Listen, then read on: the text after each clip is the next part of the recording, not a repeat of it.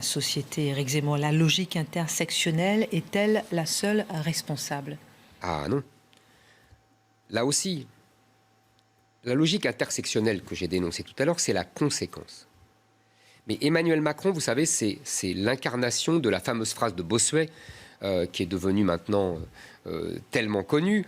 Dieu se rit de ceux qui déplorent les effets dont ils chérissent les causes. Emmanuel Macron aurait beaucoup plu à Bossuet. Je pense qu'il en aurait fait des grands prêches pour se moquer d'Emmanuel Macron. C'est exactement ce qu'il fait. Il se moque, il se plaint des effets dont il chérit la cause.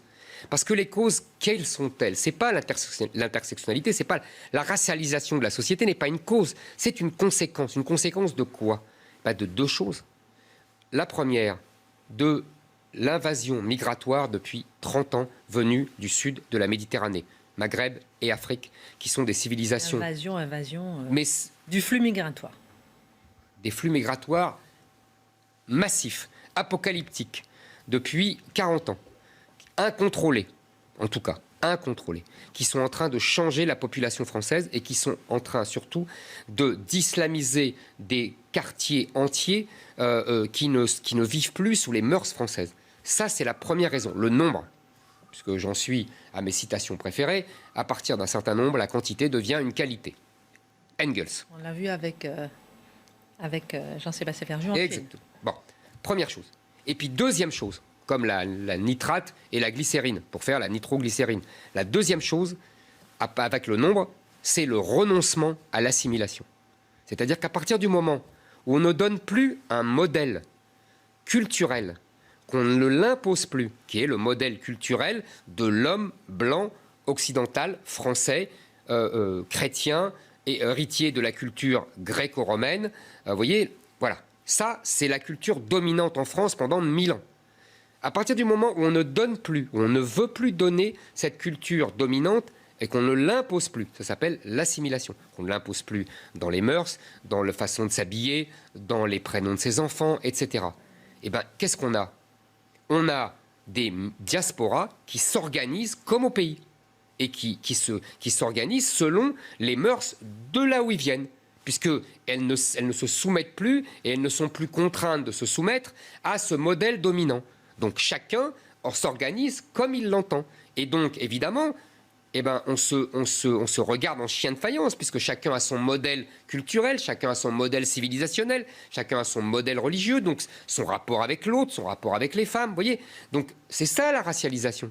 C'est qu'on estime qu'il y a des différences fondamentales, puisqu'on n'est plus unis par un modèle culturel et civilisationnel.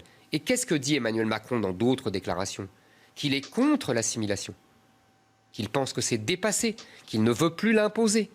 Donc il ne maîtrise pas les flux migratoires. Il refuse, il renonce à maîtriser les flux migratoires.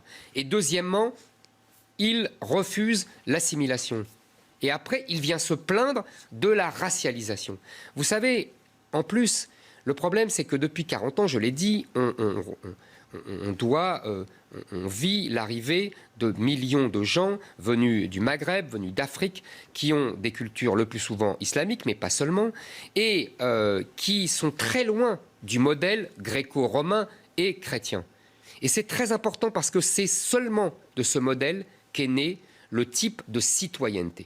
C'est-à-dire que le citoyen français, anglais, etc., qui met son appartenance à la nation, son appartenance collective à la nation, au-dessus de son ethnie, de sa race, de sa religion, c'est un modèle typé. C'est un modèle typé qui vient de l'Occident. Il y a une très belle phrase de Max Weber, vous savez, le grand spécialiste, le grand sociologue au XIXe siècle, qui disait quelque chose de très simple. Le modèle de citoyen n'existe que dans les pays de culture grecque et romaine. L'Inde, la Chine et le monde islamique ne connaissent pas la citoyenneté.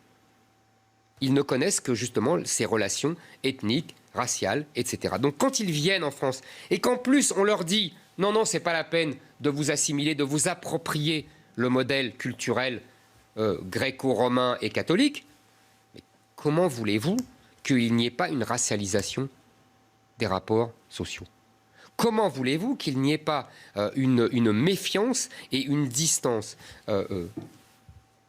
Jean-Sébastien parlait tout à l'heure de la société chinoise qui était très uniforme et avec une grande confiance. Mais pourquoi? Vous savez, c'est simple. Il y a un grand sociologue de Harvard, Robert Putnam, qui a expliqué très bien pourquoi. Plus il y a de diversité dans une société, plus il y a de méfiance et moins il y a de confiance.